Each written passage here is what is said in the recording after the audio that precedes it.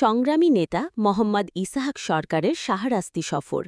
শাহরাস্তিতে স্বাগতম জানান ফখরুল ইসলাম বিলাস। দৈনিক জনপদবার্তা ডেস্ক রিপোর্ট। রাজনীতির মঞ্চে তিনি এক সংগ্রামী সৈনিক।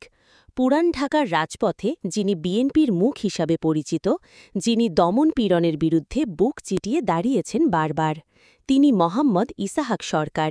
একটি নাম, একটি প্রতীক, এক সংগ্রামী যাত্রার অনন্য দলিল।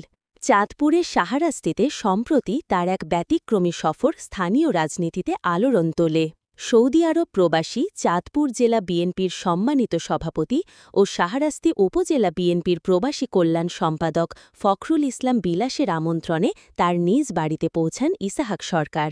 এই সফরকে ঘিরে সৃষ্ট হয় এক মিলনবেলা, যেখানে রাজনৈতিক সৌজন্যতার সঙ্গে মিশেছিল গভীর শ্রদ্ধা ও ভালোবাসা। মোহাম্মদ ইসাহাক সরকার একজন বর্ষীয়ান ও জনপ্রিয় রাজনীতিবিদ, যিনি দীর্ঘদিন ধরে বাংলাদেশ জাতীয়তাবাদী দল বিএনপি-এর রাজনীতিতে সক্রিয় রয়েছেন। বিশেষ করে পুরান ঢাকার রাজনীতিতে তার অবস্থান দৃঢ় ও প্রভাবশালী। তিনি একাধারে ত্যাগী, সাহসী এবং নিষ্ঠাবান নেতা, যিনি সরকারের বিরুদ্ধে অবস্থান নেওয়ার কারণে নিজেকে বারবার নিপীড়নের মুখোমুখি করেছেন। তার নিজের ভাষায়, আমার বিরুদ্ধে ৩৬৫টি রাজনৈতিক মামলা হয়েছে। আমি প্রায় ১০ বছর জেলখানায় কেটেছি।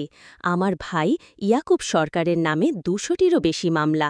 এমনকি আমার ছোট ভাই, যিনি রাজনৈতিকভাবে সক্রিয় নন, তার নামেও ৭০টি মামলা দেওয়া হয়েছে। এই তথ্যই প্রমাণ করে বিএনপির রাজনীতিতে তিনি কতটা গুরুত্বপূর্ণ ও কতটা বাধার সম্মুখীন হয়েছেন।